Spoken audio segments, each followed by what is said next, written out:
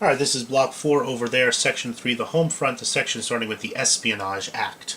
Along with George Creel's kind of voluntary propaganda, the United States also passed two laws that made into criminal acts the speaking out against the war and acting out against the war, and that was the Espionage Act of 1917 and the Sedition Act of 1918.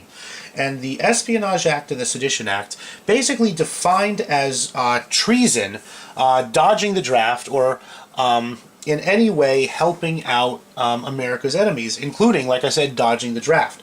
The reasoning went that if you dodge the draft, that's one less soldier, and one less soldier helps the enemy.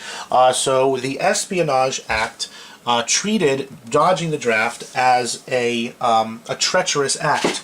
The Sedition Act of 1918 defined as illegal disgracing the government, the Constitution, military uniforms, and went further in making it illegal to aid America's enemies. This is clearly a violation of the First Amendment, outlawing any restrictions on the freedom of speech. Former presidential candidate and socialist Eugene Debs, who had unsuccessfully run for president many times, Eugene Debs purposely kind of broke the law to kind of test it out in court. He thought that he kind of had an open and shut First Amendment case, saying that the Sedition Act especially was unconstitutional. So Eugene Debs, in a public speech, encouraged people to burn their draft cards and to not submit themselves to the armed forces draft.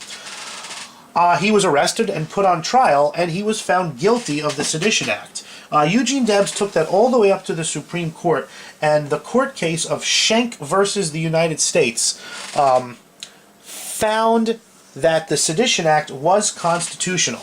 And the reasoning that the court gave to find the Sedition Act constitutional was that speech that created, this is an important term, speech that created, quote-unquote, a clear and present danger. That the danger of that speech was clear, and the danger that that speech provided was present. It was now, it was dangerous, and it was going to happen now. The court ruled that speech that presents a clear and present danger could be repressed by the government.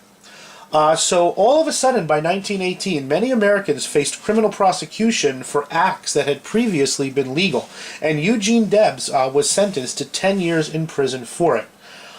This is another one of those examples, and we have them throughout American military history, of the government trying to walk a fine line between a united war effort and liberal constitutional rights. How do you have a right to avoid the draft? Do you have a right to criticize the government in time of war? This came up during the War of 1812. That would be a great DBQ question on some kind of final exam or some kind of AP test.